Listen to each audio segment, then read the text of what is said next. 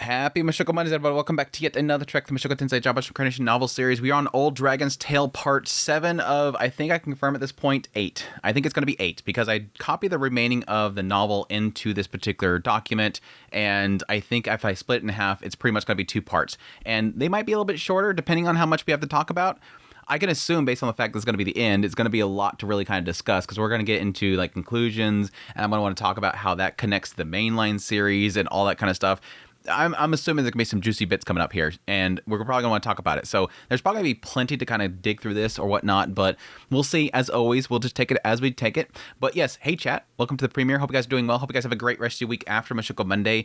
Greatly appreciate everybody that supports the channel monetarily, the Patreon, tips, links, super thanks, memberships, the like buttons, all of your kind words. Yes, the VOD watchers, all that stuff. Thank you, thank you, thank you. And yes, especially thank you to Subra with a super last week, and Nicholas with 33 months and 5 gifted memberships. Thank you. Thank you. Thank you. You guys mean a lot to me. Thank you so much for your support. It's you guys that makes this, keep going, supports the channel, keeps the lights on, all that stuff. But yes, with that said, let's just dive right into it. Chapter 19, The Fall of the Demon World. I guess spoiler. The spoilers in these chapters, man. I'm joking. The war against the demon world was fierce beyond measure. The power of the 8 great demon kings and the 5 dragon generals was evenly matched. The strength of Lord Dragon God and the demon god was also equal. However, neither we nor the Lord Dragon God were unscathed. We were far from being in peak condition. As a result, this time, the 6 of us alone were not enough to destroy a world. Ordinarily, there might have been a path towards peace, but Lord Dragon God chose to wage total war. He called upon every dragonfolk in the dragon world, mobilized every single dragon warrior for battle.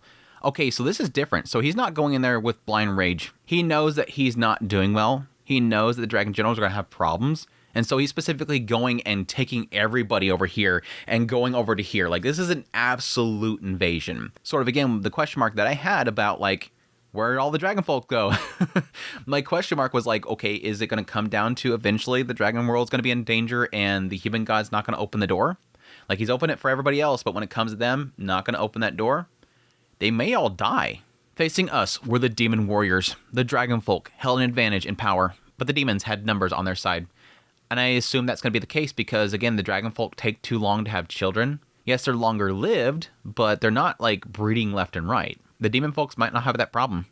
It was an evenly matched battle. The dragon folk launched an offensive, invading the demon world. We managed to deal significant damage to several cities, but the demons, with their overflowing numbers, proved tenacious. Unable to push through, the dragonfolk were forced to retreat. Damn! Then the demons counterattacked, invaded the dragon world. Due to the unique geography of the demon world, the demons could never completely overrun it, but we still suffered losses. This back and forth struggle lasted for years. Yeah, that's my good question mark there, because again, you have to fly. It's not something you just kind of dance into there, but yeah, there's a lot of demons that are going to be able to fly. I too led dragon warriors into battle. I fought against the 8 great demon kings numerous times. Strangely, however, Necros Lacrosse was nowhere to be seen. One of the 8 great demon kings was always missing. Was he being held in reserve? Or was he feeling too guilty to face me? I had no way of knowing. Question mark? Question mark? I don't think we've ever implied anything that's going on there. The war also pushed forward technological advancement. Between battles, the 5 dragon generals developed numerous new techniques and spells. Lady Dola created spirits from summoning magic. There's that. Wow, interesting that Lady Dola gets that one. Chaos forged magic swords from the bones of monsters. Solar developed barriers to counter the demons' offensive magic. Maxwell devised dragon gates to weaken the demons' power. There's the dragon gates too. Revolutionary magic, the kind that could only arise from war, was created and used without mercy on the battlefield. Yeah, and pretty much everything that we see, again, Pedagogus and Orsted using. Of course, the demons were no fools. Well, a lot of them were fools, but there were some intelligent ones amongst them. Those idiots! I mean, even she was admitting it. The Empress was admitting it. To counter the dragonfolk, they invented all sorts of spells, techniques that could obliterate dragons in a single flash, magic spears that amplify a wielder's power, and poisons that, once afflicted, could cause agony until death. Even now, there are many that I still don't fully understand. I still wonder what kind of techniques and formulas were used to create them. It was an all-out war, and it was fought with the greatest technology and magic of its time. That's interesting. Again, somebody like him that's currently trying to bring together all this information, he still doesn't understand it. Even now, he doesn't understand it. Although they were not recorded in history, most of it was lost. It felt like a bottomless, endless struggle that would continue forever. But as expected, even a war like this would eventually reach a turning point. Turning point. What do you think happened as technology advanced? Numbers dwindled on both sides. Yes, in war, it was inevitable. But both the demons and the dragonfolk are incredibly resilient races. At the start of the war, casualties were almost non-existent. Even when armies of 100,000 clashed, only 1 or 2 people would die. That doesn't shock me too much, because again, they've implied that the dragonfolk are very, very durable and strong, and the demonfolk can regenerate themselves. It's unbelievable, isn't it? But as technology advanced, deaths rapidly increased, so much so that dragonfolk's gravestones were completely filled. There are too many casualties. It's time to stop fighting. In human wars, someone would have suggested that. But in the war between dragonfolk and demons, no one said such a thing. The turning point was something else. Probably a death of one of the gods. Or the pathway between the worlds being closed. Or potentially the home base being destroyed. The turning point was something else. With our numbers dwindling, the dragonfolks found themselves at a disadvantage. After all, the total war had begun because of the injuries suffered by Lord Dragongod and the 5 dragon generals. As the numbers of dragon warriors decreased, we began to lose ground. And that was when the human god appeared. Hey there! As always, he stood behind me and said, "It seems the 8 great demon kings have been appearing on the front lines more often. If you take them down one by one, wouldn't you eventually win this war?" Wow, logic there. If we could do that, we wouldn't be struggling. Just have all 5 dragon generals fight together, like when you battle monsters. Overwhelm them with numbers. The 5 dragon generals were the strongest warriors in the dragonfolk. We had always fought alone, but not out of pride. We simply never needed to fight together. Each of us could defeat all of our enemies single-handedly. Apparently not. Apparently not, because you're not winning over, like, decades. It was a blind spot. When I brought this up to the others, they looked displeased. But deep down, everyone understood that if we wanted to win this war, we needed to do something different. So, they agreed. We provoked one of the 8 great demon kings, lured him out, isolated him, and the 5 of us struck together.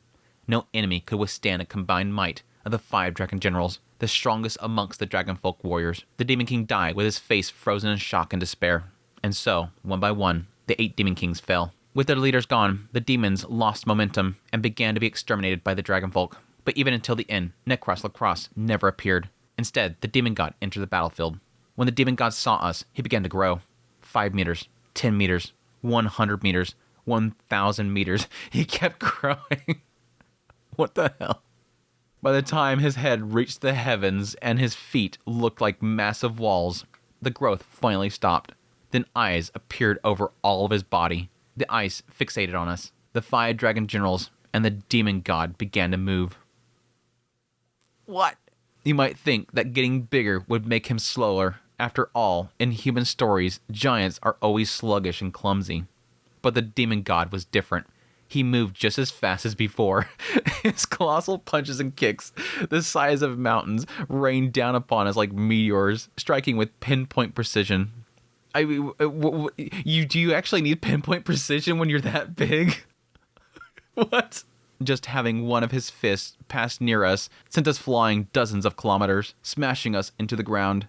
The difference in power between the god and the generals was overwhelming. We were completely outmatched. Where is the dragon god? At that moment, I truly understood the sheer power of those called gods. If I had faced the beast god, the sea god, or the sky god, I would have been torn apart in an instant. However, when the demon god appeared, Lord Dragon God could not stand idly by. Having conserved his strength until then, Lord Dragon God finally revealed himself to the demon world, a one-on-one duel. Even so, I felt uneasy. Not even Lord Dragon God could possibly defeat a demon god as massive as a mountain, especially when he had yet to recover from his wounds inflicted by the gods from the other worlds. But that concern proved to be unfounded. As golden light overflowed from Lord Dragon God's body, he began moving at a speed that surpassed even light itself. I wonder if he's going to take upon himself the other creator god stones. I'm going to call them like fragments of the creator god, but these like god stones. I wonder if he can take upon himself those. Or he's just utilizing his dragon aura to its peak performance. The demon god lashed out with fists and kicks, but they rarely landed. And on a rare occasion they did, it was the demon god's body that burst apart instead. It was overwhelming. Yet even when parts of his body were blown away, the demon god would instantly regenerate and strike back at Lord Dragon God. So it didn't seem like he was necessarily in the lead. Each clash of these godly beings resounded with thunderous booms, sending tremors through our skin, even from afar. Then delayed shockwaves followed, threatening to blow us away. Still, I kept my eyes fixed on Lord Dragon God's battle. I couldn't look away. This was the 4th time I had witnessed a battle between gods. Each one had triggered cataclysmic disaster, shaking the world to its core, as if it were on the brink of annihilation. However, this battle was dragging on abnormally long. Despite Lord Dragon God's overwhelming destructive power, it was not enough to eradicate the demon god, and in turn, the demon god lacked a decisive blow to end the fight. The fierce back and forth continued for 10 days, then 20. No one could approach. Like us, all anyone could do was watch from afar. It was a battle where either side could have won, but in the end, it was Lord Dragon God who emerged victorious. I gotta imagine that, like 20 days of this going on. Like, like at some point you gotta go to bed. It's like, I'm gonna check out for the night. You keep watch. Wake me up if they finish.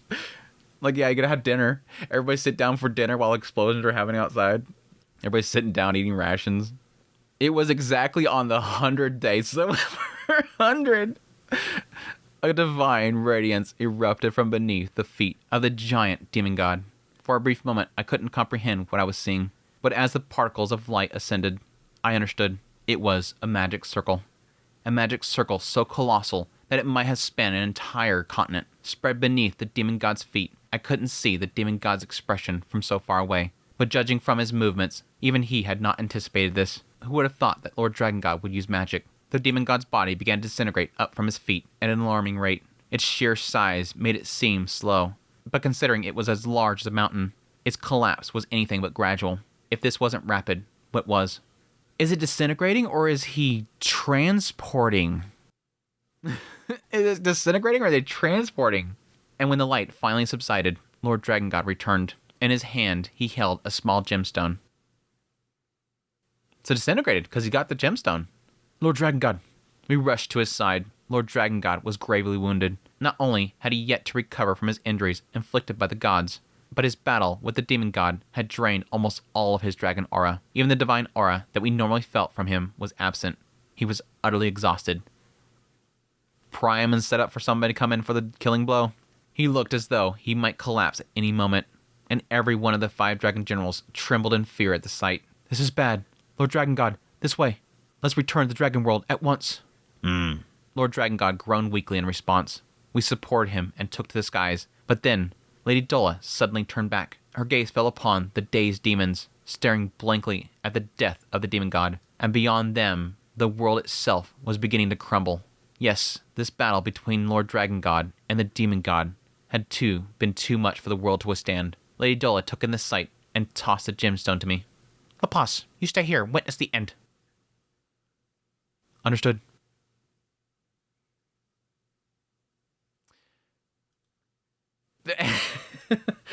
This feels like, again, well, they imply with the other ones that nobody else knew. Like, the man god was doing that on his own. He literally says, don't tell Lord Dragon God. Like, I'm doing this thing, please keep it between us. And here, she's like, okay, here, make sure that this whole collapses. Make sure nothing happens. Like, she's literally saying, make sure they stay here and die. Understood. To witness the world's end, was it a matter of courtesy to another world? Both in the sea world and the sky world, we had left someone behind to witness their demise. Of course, it wasn't just a matter of etiquette. In those final moments, before the world collapsed, I also had a task to find the one who killed Lady Lunaria. Huh. They left someone behind for each of these worlds to witness it. Doesn't it imply that technically with every single one of them, the human god was doing that? Did they all witness this? Or was he the only one that witnessed that this was happening? But, yeah, he's being tasked with actually finding who killed Lady Lunaria amongst that. That's news. In the Beast World, it had been the first time I witnessed such destruction, and I was too overwhelmed to do anything. I guess that can't be helped. If you ever witness a world collapsing, you'll understand. That sight, it was so shocking, it paralyzes you. Yeah, I can imagine. A world, something that should be immovable, no matter what, crumbling before your eyes. It's like watching a flow of a great and massive river. You could never stop it from flowing. You can only watch, and it could never go back to the way it was moments ago. Yeah, it's a chain reaction. And the sheer amount of energy that is required is like, you can't stop it. Is that the energy to do that is just too massive to just, okay, let's put down barriers or something like that. Let's put down some sandbags or something. No, it's done. It's done. Even the mighty demons were powerless before the collapse of their world. Just like the beings of other worlds, they scattered in confusion. But before long, they all began heading in the same direction, to the ruins that led to another world. The human god must have intervened again.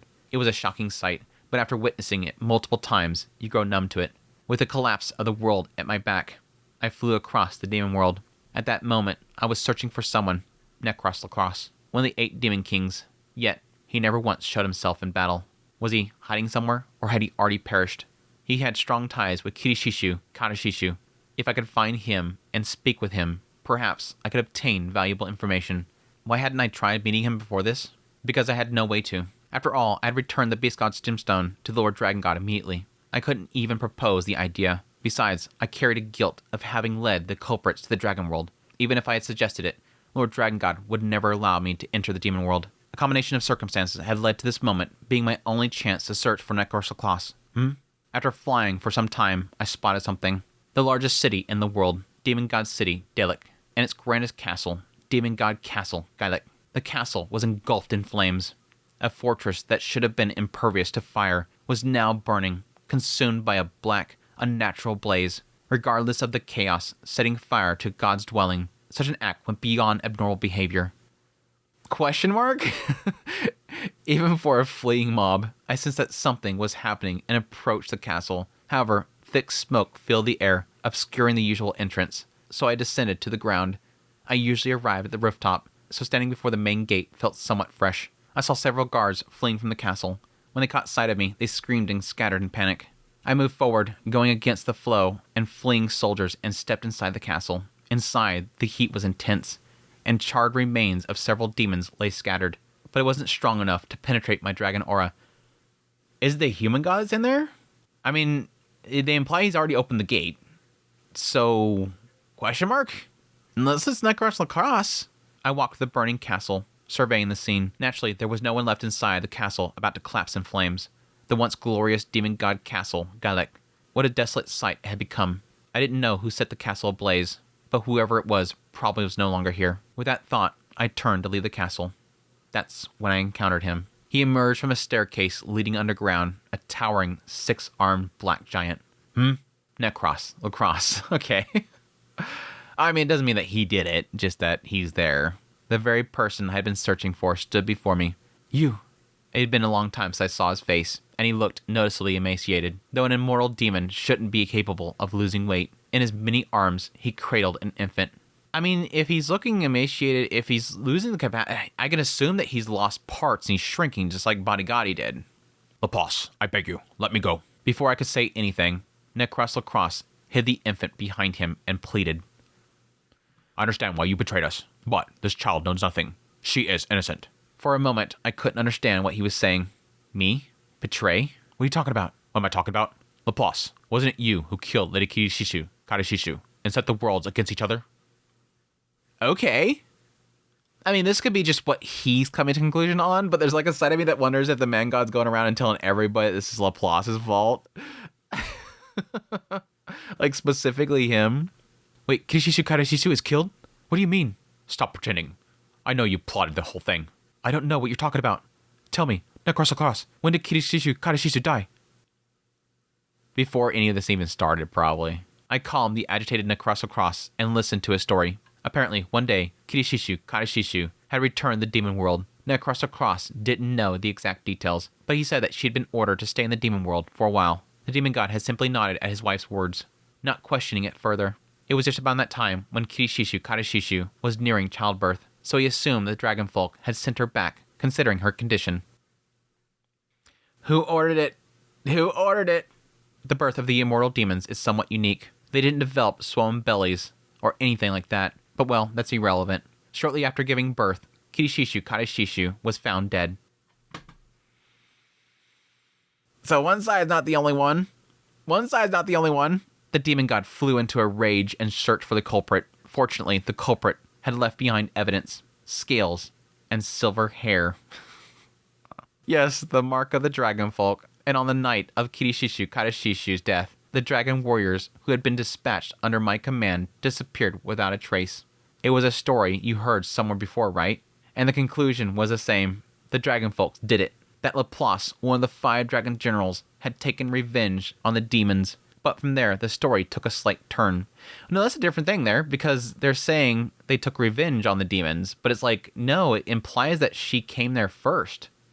That she was ordered to go there for birth. Not that she fled from them after that happened. But from there, the story took a slight turn. When Necros Lacrosse heard this, he vehemently opposed the other enraged members of the 8 great demon kings. He kept faithful. Damn, Laplace. He kept faithful. He kept faithful. You couldn't do it, but he did. He kept to the word. That's a gut punch. Laplace is not the kind of man to do such a thing. Most likely, this was orchestrated by someone from another world to frame the dragonfolk. My God, dude. Laplace, he outdid you. Necros Lacrosse, the bro. MVP right here. Oh my gosh, dude. This is such a gut punch, dude. We need to remain calm and investigate thoroughly. That's gotta be such a gut punch to Laplace right there, dude. The Demon Kings hesitated for a moment and decided to question the Dragonfolks before taking further action. And then, right after that, a report came that the Beast World had been annihilated by the Dragonfolk. They tried. That's so oof, dude. That is so oof.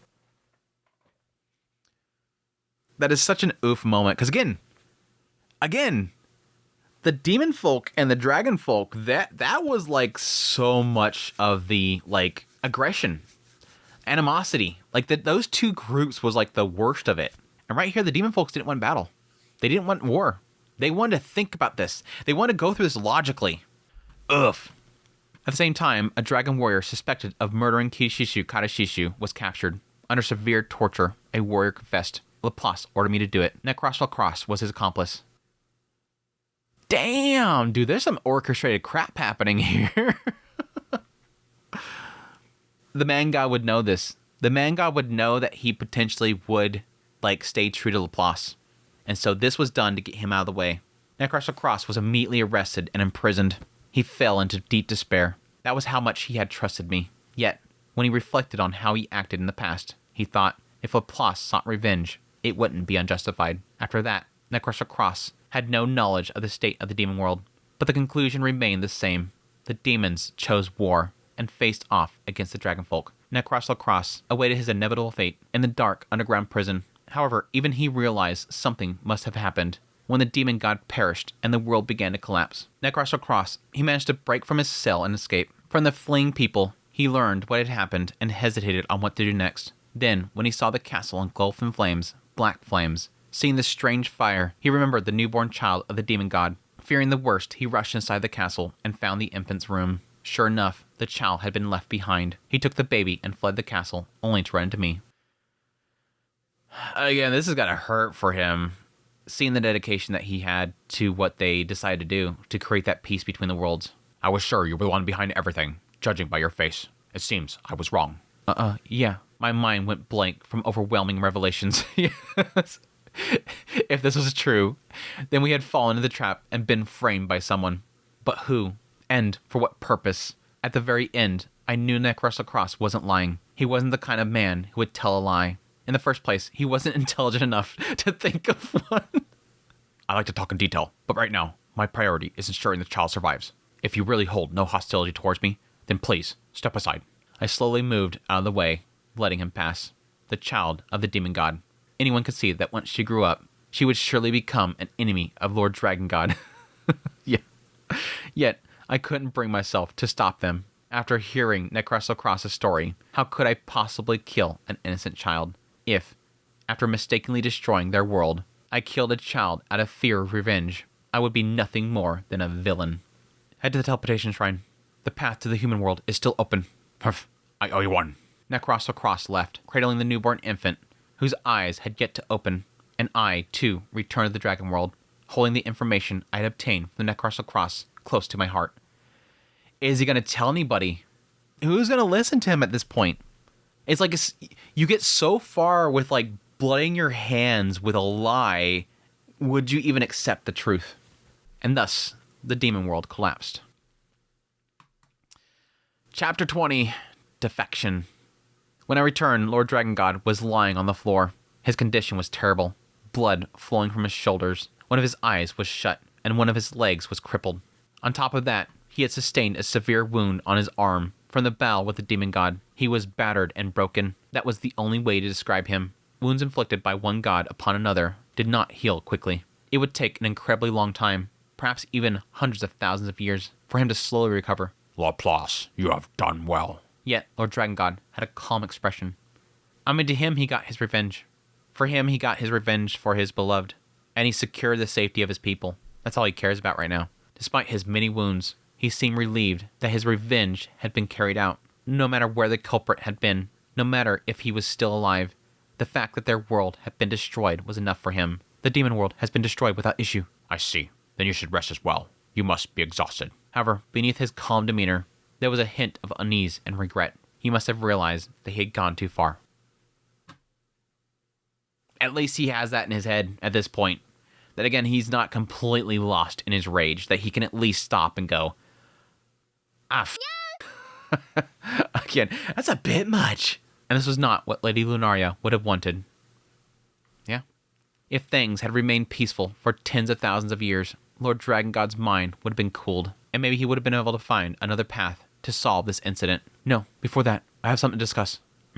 What is it? But that chance was lost forever, because I told Lord Dragon God what I had learned from Necrosso Cross. I found Necrosso Cross in the collapsing demon world.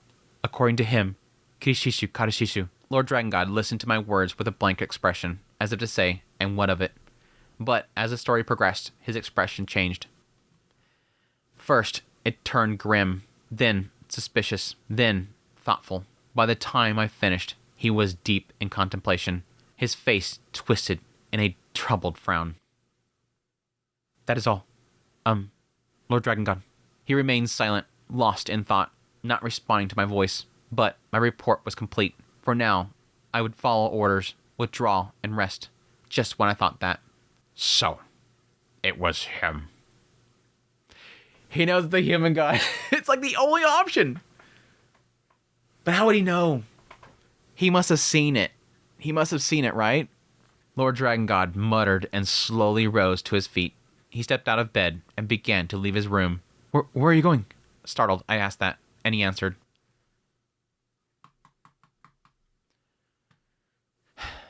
I will invade the human world. I thought it was absurd. I wondered why. The humans were supposed to be the victims in all this. The humans, not the human god. They were the ones who cleaned up the aftermath of our rampage. We should be grateful to them. Could it be that the true mastermind behind everything was the humans? Did they pit the dragon folks against the other races? But why? There was no reason. If Lady Lunaria had lived, the humans would have stood alongside the dragon folk at the top of all the species. Besides, the human god had accepted those in the destroyed worlds. Perhaps that had somehow benefited the humans. But if that were the case, they could have simply assisted me in my role as a diplomat. In time, the various worlds would have been filled with a diverse array of species. There would have been no need for destruction. If the humans were truly the ones pulling the strings, their actions made no sense. That was why I was confused. Got played like a fiddle, man. I mean, granted, without my previous knowledge about the man god, I would have completely fell for this. Other than the fact that, again, with Lady Lunaria's death, that was too damn obvious. There had to be something behind that. It's too obvious who would have done it. I could not understand Lord Dragon God's actions or his reasoning. Looking back now, the wise Lord Dragon God must have realized everything the moment he heard my words. With just a tiny fragment of information, he got a slight clue. That alone was enough for him to grasp who the real enemy was, who truly needed to be defeated. Of course, it was only possible because he had knowledge that I did not. I mean, the two of them have talked before, and he got a hint from him at some point that he feared him. I don't know. But at the time, I understood nothing. You may call me foolish and laugh if you wish. However, I simply could not believe that the humans have been manipulating events behind the scenes. Now, I wonder how I failed to see it, but back then, I simply didn't understand. I lacked enough wisdom. No, he was simply several moves ahead of me.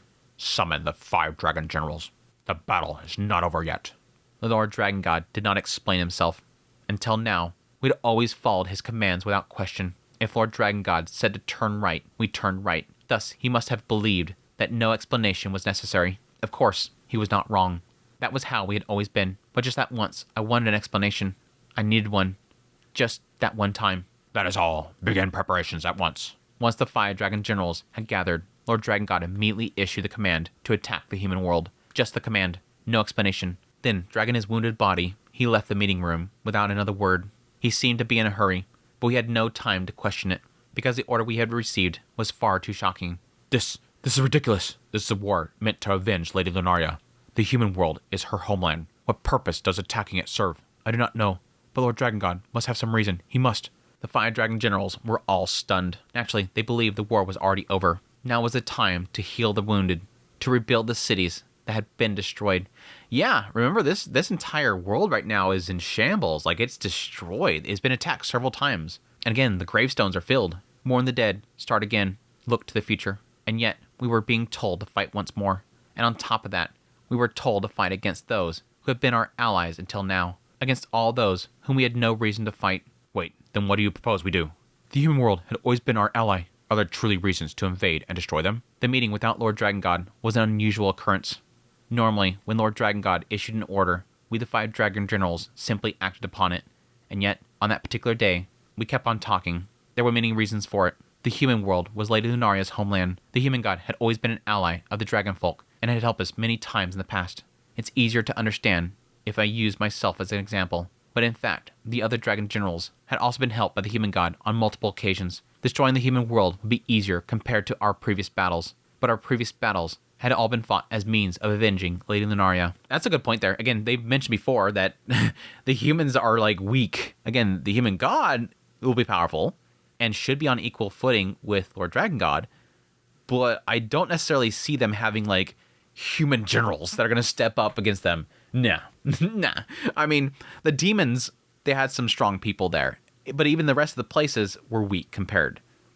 Humans, incredibly weak. This is going to be nothing. This is literally going to be nothing. It's just the fact that they've been weakened down so much that they're going to be seeing some sort of threat here. But yeah, this is interesting. The fact that they always agree to everything he says is finally a moment where they're going, wait, I don't know if we should do this. And willing to potentially go against what he orders. All these factors put a brake on our actions. The debate grew heated and reached an impasse. It was because we had no idea what Lord Dragon God was thinking. Then ask the dude. They don't question him. They can't question him, but they're going to question him here. But obviously there's an element here where they created that uncertainty. Having the human god basically do things for each one of them to create that camaraderie between them so that they're going to have this conflict right here. The dragon generals themselves are going to be conflicted against each other. Laplace, just what did you tell Lord Dragon God? After a while, Soulard asked me this, and so I answered honestly. I told him what I heard in the demon world. I told him what had likely transpired there. After listening, Soulard nodded, as if he had come to an understanding, and said, I see. You must have been deceived.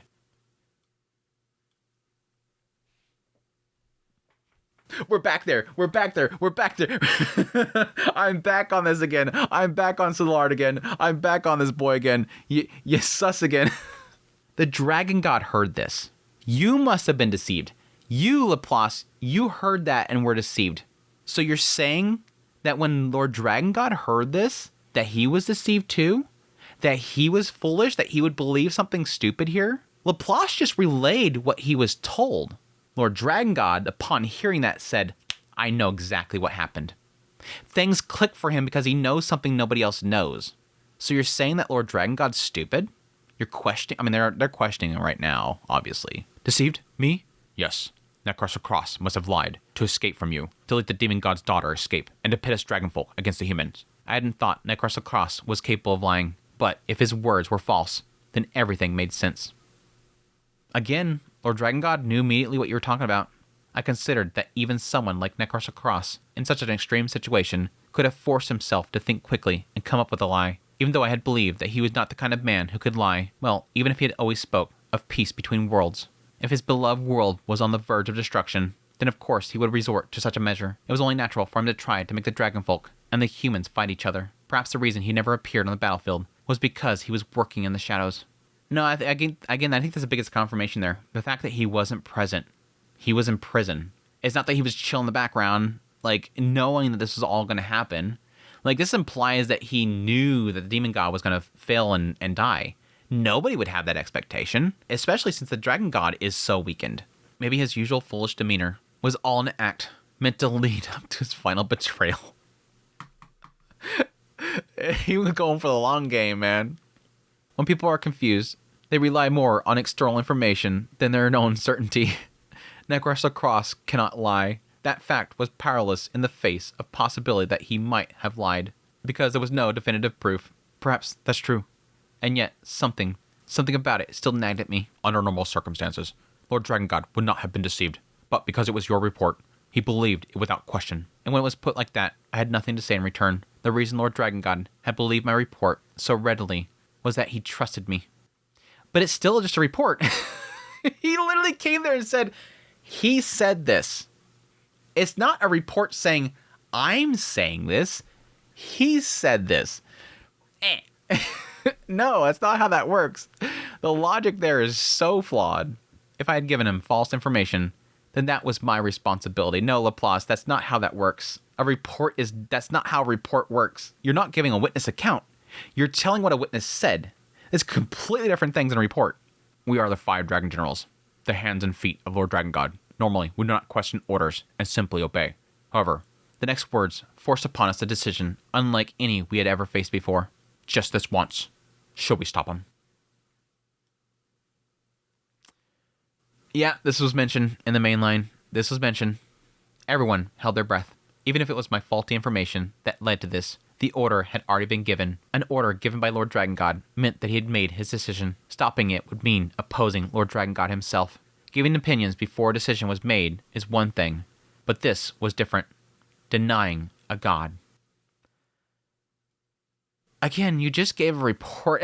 I'm still stuck on that. I'm sorry. You just gave a report of what somebody said. It's not your words. Denying a god. Rejecting the very thing we believed in at our core. It required immense courage. Have you ever opposed a great will before? That was my first time. Very well. The first to agree was Chaos. He had mourned our fallen comrades more than anyone. Though he was the biggest warmonger amongst us, he rejoiced most at the end of the battle. If a battle was necessary, he would not have objected. In fact, he would have been the first to call for war. But if it was an unnecessary battle... Indeed, the humans may be the weakest, but the human god is still a god, and Lord Dragon God is already gravely injured. We should be concerned for his well-being. Maxwell also agreed. That's the biggest thing there. Again, they're going to be able to wipe the floor with the humans, but the human god... Again, he's supposed to be equal. Maxwell also agreed. He was concerned for Lord Dragon God's health. If we fought any further, Lord Dragon God might die. I did not believe Lord Dragon God would lose, but if he suffered an irreparable injury, it could still cost him his life. Lady Dola hesitated. For her, the most loyal amongst us, disobeying Lord Dragon God's orders was incredibly difficult. If it's for Lord Dragon God's sake, then so be it. But in the end, she agreed. Her loyalty was stronger than anyone's. If this course of action would harm Lord Dragon God, then she would go against her own convictions to stop it. That was the depth of her resolve. And so, we rushed to Lord Dragon God. First, we tried to persuade him with words. We told him that the humans had always been our allies, that this was surely a desperate lie, concocted by the demons, that we were worried for his well-being. We pleaded for him to abandon the war, but it was no use. Lord Dragon God would not listen, no matter how much we asked why. His reasons was incomprehensible to us. He didn't give the reason. That sucks. What did he see when he heard that? What did he go, oh, it makes sense. It clicked for him. He's not going to say? The human god is not the human god I knew. I do not know what his goal is, but he must be killed. He's not the one I knew. It could be simply the idea that he wanted peace before, and we worked together for that peace, and now he's doing something, and I'm convinced that he's doing something, and thus he's not the one that I knew. But it does kind of make me wonder if he's seen something alter in the human god, specifically seen something changing in him, seen signs of it. And now this is a confirmation of what he was seeing, those signs of him changing. Did he know like something mentally changed in him? Something corrupted him. He's seen something corrupt him, like physically seen it happen. I wonder. At the time, we could not understand what he meant. The human god had not changed from the moment we first saw him. If anything, it was Lord Dragon God that had changed. The Lord Dragon God we knew, who was full of compassion and had a deep respect for peace, had now become consumed by war. We do not wish to fight against the humans. Please, Lord Dragon God, we beg you, would you lay down your arms? And so, we sought to abandon the battle. We would not fight. And so, neither would the Lord Dragon God. I don't mind. You may stay behind. I will go alone. I knew that was going to happen. I knew he wouldn't force them. I'll go alone. But Lord Dragon God would not listen. He declared firmly that he would go, even alone, and prepare to set off for the human world. Please, wait. We beg you, reconsider. I cannot. Why? The human god has always been our ally. Lord Dragon God, you yourself have said it before, that our current prosperity is thanks to the efforts of the humans. This battle, its root cause, lies with the human god. What proof do you have of that? It lies in the human world. Do you know the phrase, an argument going in circles? That's exactly what it was. We tried every possible means of persuasion. We did not wish to fight the Lord Dragon God either. But the conclusion remained the same. Lord Dragon God refused to listen and insisted on invading the human world. I wonder if it's getting at the idea that the balance of the human world would be more secure. And again, I was kind of implying this before with my theories around why the human god did this initially. And the idea that he could have seen there's an instability there that is only created by destroying the other worlds, or at least destroying the other gods, and potentially getting all the gemstones to himself, potentially. Something like that. But I mean, it can come down to the idea of just wanting to secure the gemstones so that he can hide in the Barrenlands, be alone, and be away from any threat. At the very least, if he could explain why he had to invade the human world, why he had to kill the human god, if only he had explained with more detail about his reasoning, if he had shared his thoughts with more care. That is what I cannot help but think now. But even now, I believe that it couldn't be helped. We, the 5 Dragon Generals, had followed Lord Dragon God's words for so long. No matter how capable Lord Dragon God was, it was difficult to give an answer to those who had obeyed him unquestionably for hundreds of thousands of years. And now, suddenly, the same people came with an objection. Something as simple as explaining oneself. Something that should have been common sense was beyond him. Tell me, if the broom that you use every day suddenly said, I don't want to clean anymore, what would you do? Would you explain to the broom the importance of cleaning and its role in the process? Or would you simply force it to clean? Or perhaps you'd use another tool or make a new one to do the cleaning. That's the question right there. Again, he seemingly is just finding another tool or doing it himself. In the end, I believe it was the same with us. One could say that Lord Dragon God had grown too reliant on our loyalty, but I do not wish to put it that way. Lord Dragon God trusted us, the 5 Dragon Generals. He believed that we'd never turn our fangs against him. I mean, it comes down to the idea that he potentially sees that they've been deceived. He knows the human god more than anybody else here, knows what he's capable of doing, and that if he remained firm in his stance, in the end, we would begrudgingly follow, but we betrayed that trust. Lord Dragon God, if you will not listen, then we will have no choice but to stop you, even if we have to do it by force. They're going that far. Well, again, the idea here is there's side of it that is a fear of him going there and being killed. So they might have to stop him by force by just suppressing him, restraining him. Lord Dragon God, if you do not listen, we will have no choice but to stop you, even if we have to do it by force. Even now, my heart aches when I recall the expression on Lord Dragon God's face when Szilard said those words. I had never seen him so deeply shocked and wounded before. For the first time, again, these are his children. These are his children. For the first time, I wondered if we were making an irreversible mistake. But even if we lost Lord Dragon God's trust, so be it. We were prepared for that. Even if we lost our status as the 5 Dragon Generals and were exiled from the Dragon World, as long as Lord Dragon God lived, that was all that mattered. That was what we believed. Try it if you dare. Yet, even then, Lord Dragon God did not change his mind. The matter was too great to turn back from. Only we remained ignorant of that. If only, just for a moment. Even if he was clumsy with his words. Even if it took time. If only he explained more clearly why we had to invade the human world. Why the human god had to die. And if even one amongst us had possessed the wisdom to understand. I cannot help but think that way. No, perhaps even if he had done so, this war would have been unavoidable. For I now know the truth. That enemy had planned everything meticulously, guided events over countless years to lead to this moment, and yet I still could not help but think, if just one thing had been different, perhaps that tragic conclusion could have been avoided. A foolish thought. And so, this was how the battle began. The most tragic, the most foolish, the most meaningless final battle I had ever seen in my long life.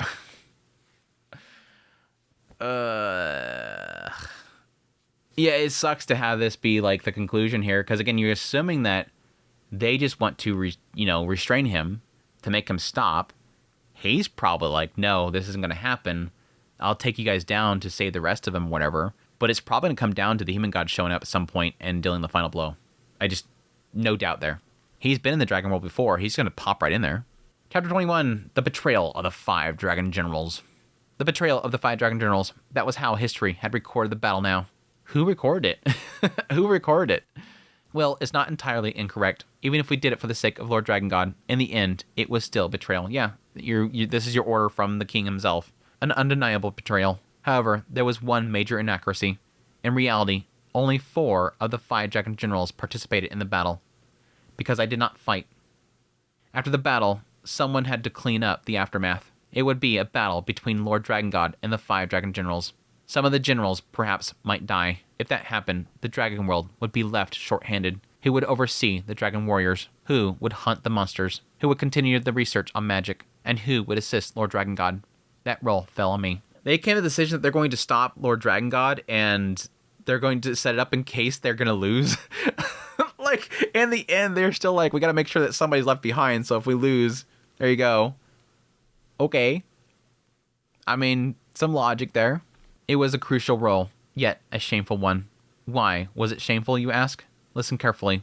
The 5 Dragon Generals defied Lord Dragon God's orders. Not only that, but we raised our claws and fangs against him, trying to keep him there by force. Even if Lord Dragon God reconsidered and abandoned his invasion of the human world, the fact that we had rebelled would not change. Even if no one died, punishment would be unavoidable. Depending on the circumstances, we might even have to atone with our lives. And yet I alone was given a role that allowed me to escape that fate. Still, even if I did not fight, the fact remained that I had defied Lord Dragon God's orders and attempted to stop him. And yet, I would continue to sit amongst the Dragon Generals as if nothing had happened. There is nothing more shameless than that, even with the pretext that this was for the sake of the Dragon World's future. But I was only a low-ranking member, so I accepted my role.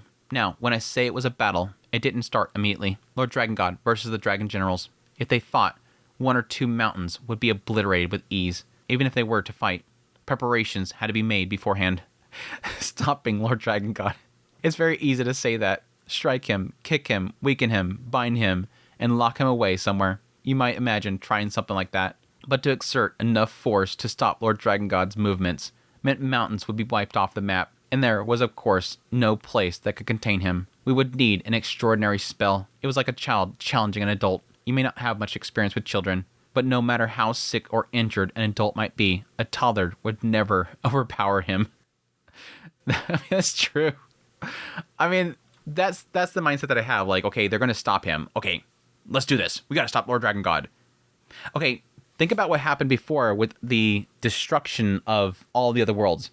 By defeating those gods, those worlds ended. The power to defeat one of the gods in those other worlds caused the world itself to crumble upon it. It collapsed. You're literally fighting in your own world right now. So to stop Lord Dragon God, you're going to make the world collapse if you fight him there. You're going to have to do something else. This is not as simple as, beat him up. Again, he's of like an insane level here. That was the gap between Lord Dragon God and the Dragon Generals. That was why the 4 of them had to combine their strength and go all out against him. Just like when they took down the Demon Kings. No, it would take even more than that. It took some time to prepare. Lord Dragon God even agreed to wait a little longer. He's even allowing them the chance here. That's so weird. I'm sorry. That's a weird one. He's like, he likes his children that much. He's going to give them time to prepare some way of defeating him. It may sound absurd, but each of the Dragon Generals had responsibilities to hand over, and the Dragon Folks needed to evacuate. For whatever reason, he allowed it. Interesting. Perhaps Lord Dragon God anticipated that even if he went to the human world alone, victory would be uncertain. True.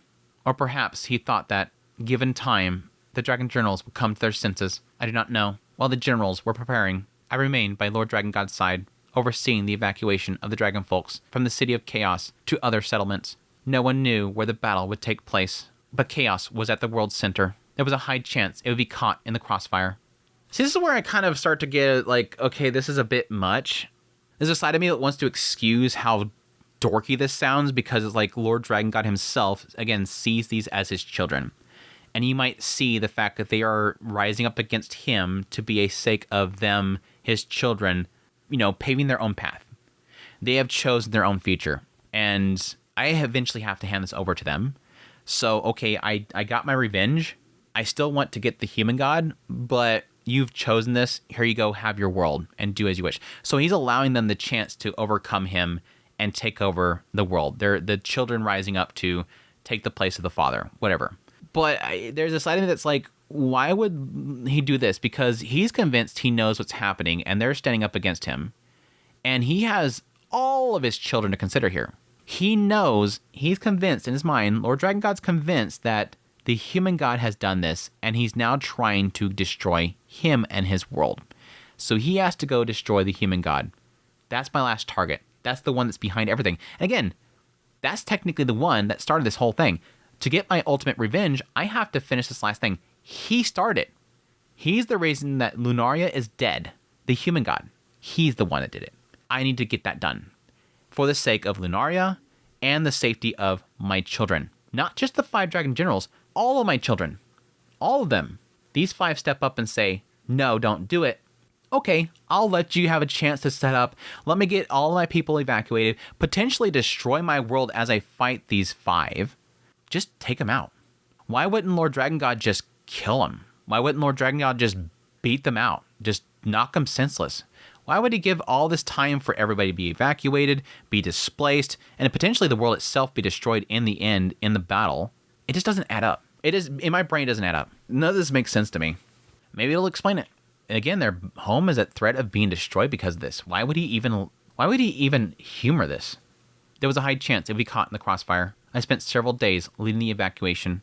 The people were bewildered. Even after hearing that 4 of the 5 dragon generals had turned against Lord Dragon God, they couldn't believe it. Some even rose to fight by his side. But Lord Dragon God gently held them back. For if he fought the dragon generals, even the strongest amongst the dragon folk, will be wiped out in an instant. He saw no reason for unnecessary death.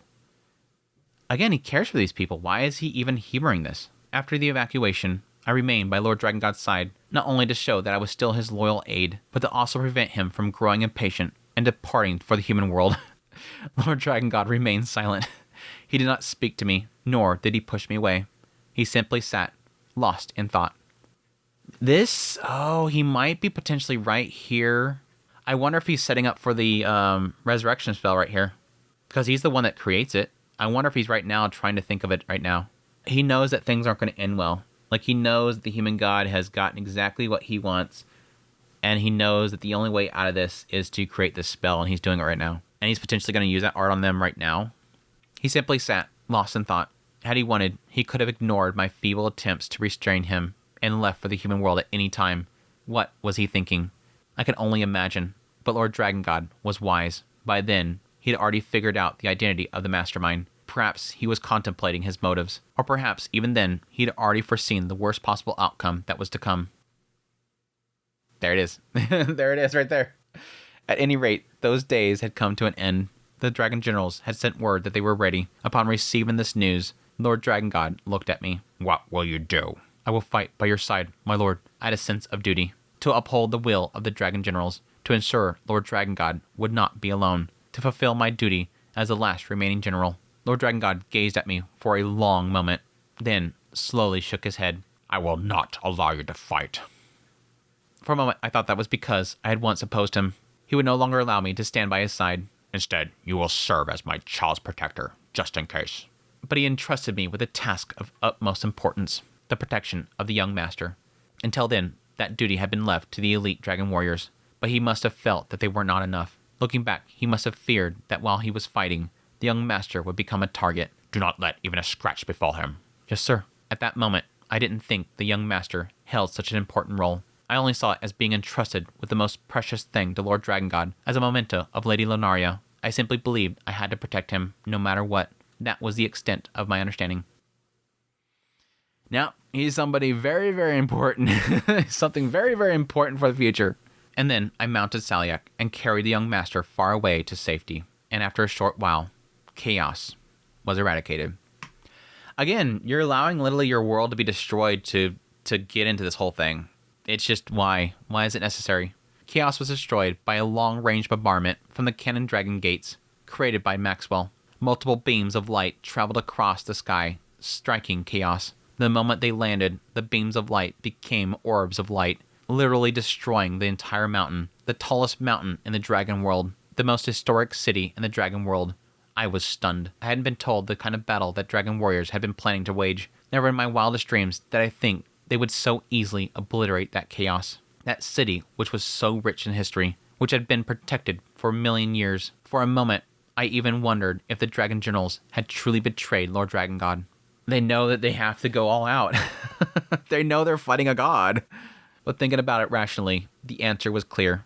It goes without saying. The Dragon General's goal was not to slay Lord Dragon God. Their objection was to make him reconsider, to keep him in the Dragon World, rather than allowing him to go to the human world. By destroying chaos, reconstruction would take time. No one would predict how much effort will be required for the residents to return to their original lives. If Lord Dragon God thought I must prioritize the Dragon World over the human world, then regardless of how the battle ended, the Dragon Generals would have won. Perhaps it was a shallow plan. That's an interesting thought there. That it literally caused so much destruction in this battle that it forces Lord Dragon God to want to essentially do what he originally did. When Lord Dragon God first came to this world, like all the rest of them, what was his goal? Was to create a safe environment for these people to live in. He helped them create structure, protected them, guided them, created homes for them. All that stuff was his whole goal. Now, if things get destroyed, he's going to have to do that again, and it keeps him from going to the human world. There's some logic there, but the Dragon Generals had also considered the possibility of their defeat, because if they lost and Lord Dragon God went to the human world alone, it would be meaningless. Now then, chaos had been annihilated, and as the dust cleared, one figure remained, Lord Dragon God. He was completely unscathed. He was too far away to discern his expression, but I could tell he was looking in the direction from which the light had come. At the end of his gaze, dark clouds loomed below at an angle. From the gaps in those clouds, something huge emerged. A massive, floating landmass, covered in dragon scales. From its surface, numerous iron stakes, crackling with violent lightning, protruded from it. It was one of the many floating landmasses that existed in the sky world. To that landmass, which had a particularly high concentration of magic power, a core had been embedded deep within it. And then, it was covered with multiple layers of magic circles. And on top of that, magic artillery turrets, once used by demons, were installed on it, thus transforming it into a perfect flying fortress. Its name, it had none.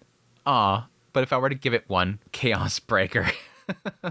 That's what I would call it, because the sight of the moment when chaos was destroyed was forever seared in my memory. I can still see it when I close my eyes. That's an interesting way of sort of putting that. Now then, aboard the fortress were 4 great beings and 44 smaller ones, 4 of the 5 dragon generals, and the spirits they had summoned. This spirit summoning technique had been developed during the war against the demons. The dragon folk possessed great strength, but they lacked finesse and magic. Their versatility was limited.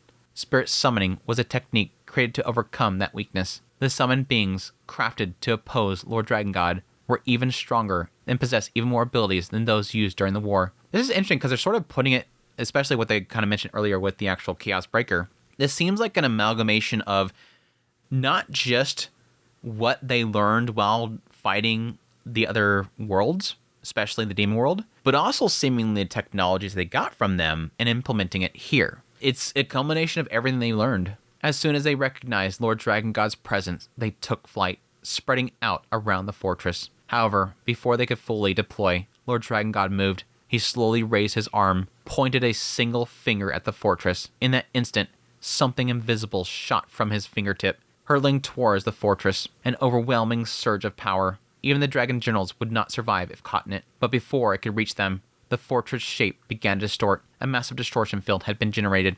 The surge of power twisted upon contact, veering off course, obliterating a distant mountain instead. The 44 spirits had combined their strength to block Lord Dragon God's attack. Then, Lord Dragon God unleashed a relentless barrage of power, one after another. Yet the spirits' distortion field deflected every single one. Do you think they were effortlessly deflecting his attacks? I thought so too. Even though Lord Dragon God had lost much of his strength in battle against the gods, I still couldn't believe it.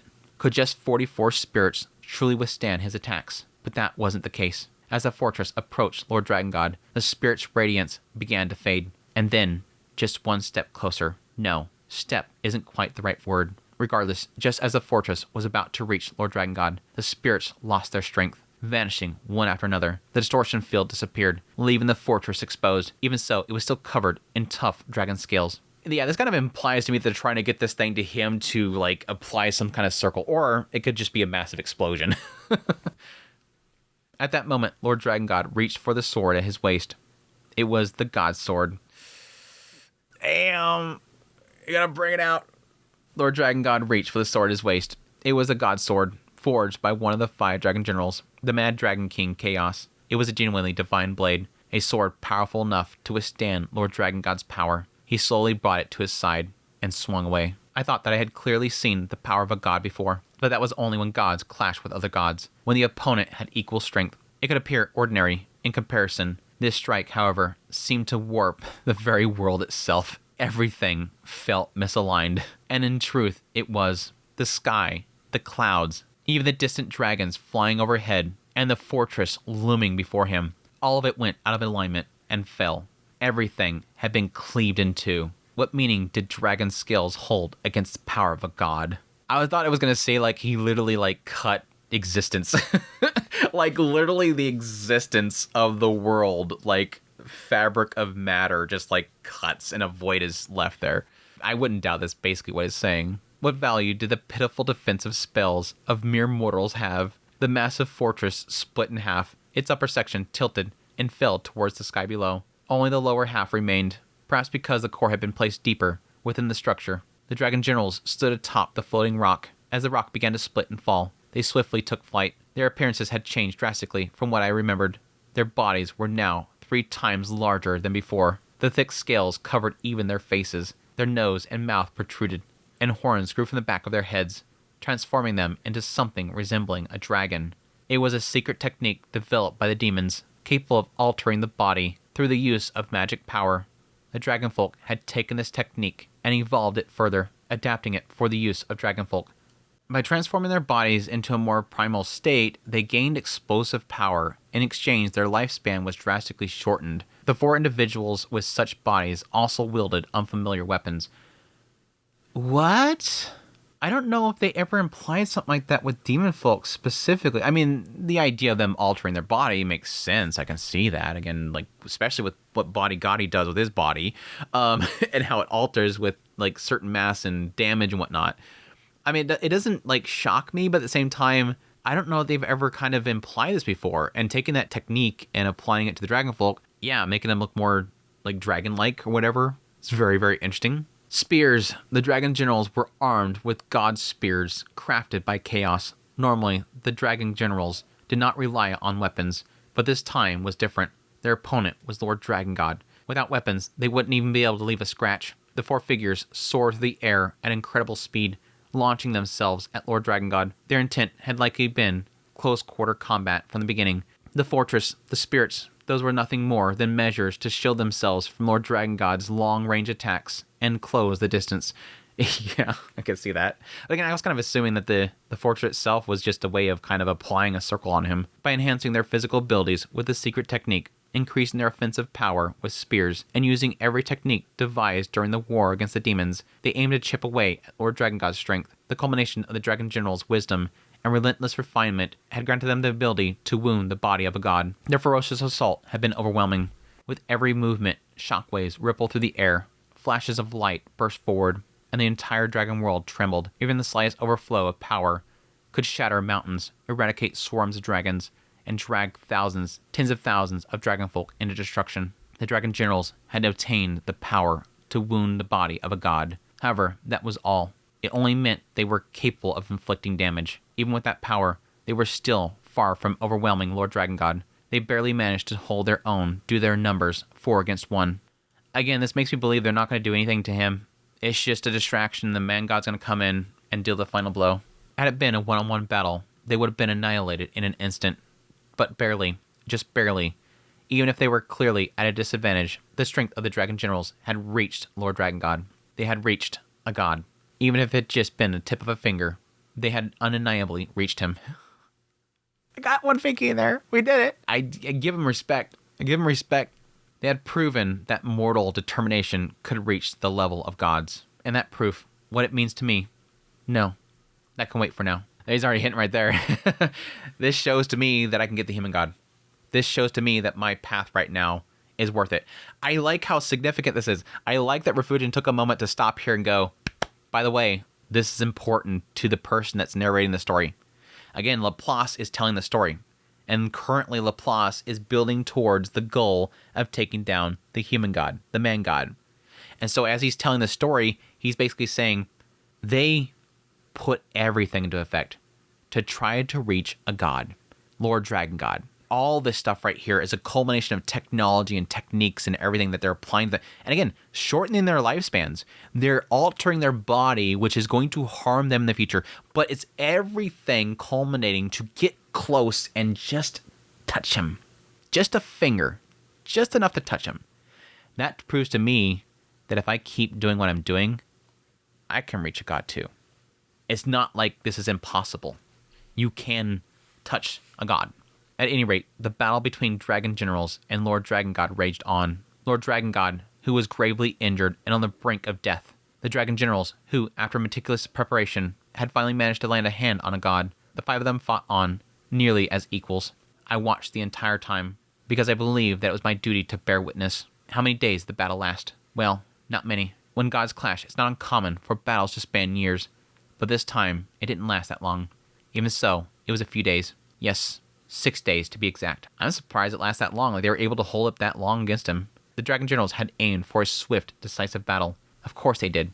No matter how thoroughly they had prepared, the difference in power they could wield was immense. If the fight dragged on, their chances of victory would shrink to nothing. Thus, they staked everything on a short-term battle. With their maximum offensive power, they aimed for that 1 in a 10,000 chance of victory. But 1 in 10,000 is still just that. 1 in 10,000. It's a very short amount. A single possibility in life out of 10,000 attempts. And unfortunately, this time was not that 1 in 10,000 moment. On the 7th day, the light of battle faded. The shockwaves ceased. The fight had been decided above the flying fortress, which had been cut in half. I moved closer to witness the outcome. And what I saw was astonishing. 4 figures lay collapsed. Needless to say, it was the dragon generals. Every one of them was in a near-death state. Szilard had lost his left arm, and half of his face had been burned away. Chaos had lost an eye, and had a massive hole gouged in his abdomen. Maxwell had every claw shattered, his wings torn off, and was kneeling in defeat. But Lady Dola had suffered the worst. Her right arm and lower body were gone. She was at death's door. Lord Dragon God had won.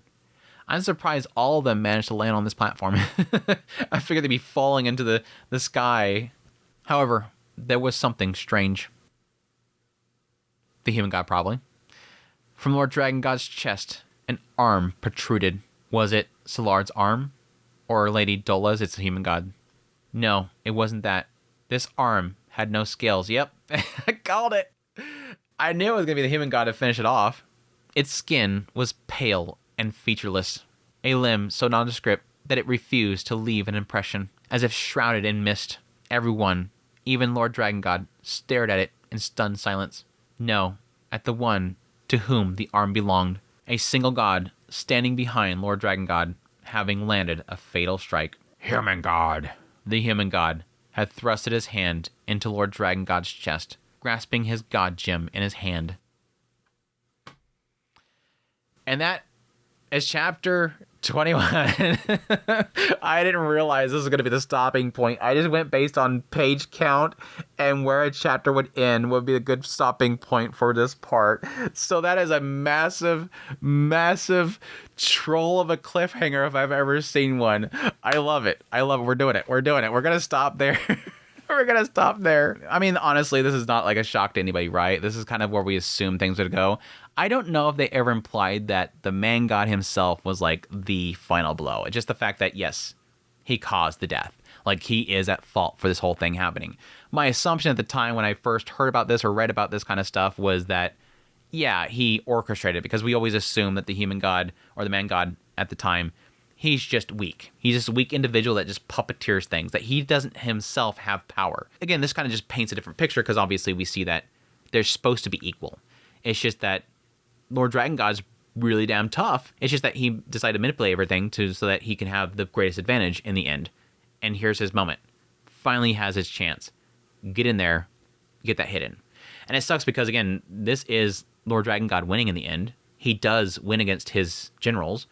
It's just, unfortunately, that left the gap open for that strike to happen. I think the only question mark that I really have at this point is when the reincarnation spell is going to come into place. Because, again, he talked about that. But, again, I kind of assume that during the time of him waiting for this battle to happen, it said that he was thinking on something. He was contemplating something. I wonder if he was developing a reincarnation spell right here. And he's going to put in effect in his final moments right here. You're not going to win, human god. I knew this was coming. I knew you would betray me. I knew you would come in here and get the final blow. He knew all this. The dragon god right here knew all this would happen. And he was preparing for the moment that he would trigger the reincarnation spell. And he would save all of his people right here. I'm wondering. But a question mark there obviously is why only some of them survive in the end. I don't know. I'm kind of curious how that stuff's going to play out. He prepared for this. He knew this was going to happen. The dragon god himself was ready for this. I don't know. We'll see. We're going to leave it there. Some pretty intense stuff this episode of Mushoku Monday. Hope you guys enjoyed, as always, going through this. Again, we're going to have... What I'm seeing is going to be one more part, unless I get some crazy stuff to have to really discuss. I'm assuming it's going to be one more part. It's actually a shorter little segment than what we had in this episode, so it should actually be a decent episode to kind of chew into next week. And again, it'll be our last one of ODT, which at that point we'll probably go into subjugation. I actually considered doing a little break, but we'll see. But we'll probably go into subjugation after that. And then, again, I think we have Rockets Get Serious, and that's it. So anyways, chat, I hope you guys enjoyed this premiere. As always, if you did, hit the like button before you guys leave. Thank you guys so much for your support, all of your guys' kind words, all that stuff. It means a great deal to me. And yes, again, as always, greatly appreciate by support channel monetary, their Patreon, tips, links, super thanks, membership, all that stuff. Thank you. But I was going to look for it. Until the next Mushoku Monday, y'all take care.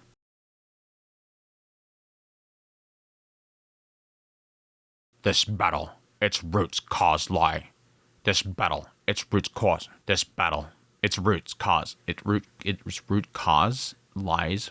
Its root cause. This battle, its root cause lies with the human. This battle, its roots cause.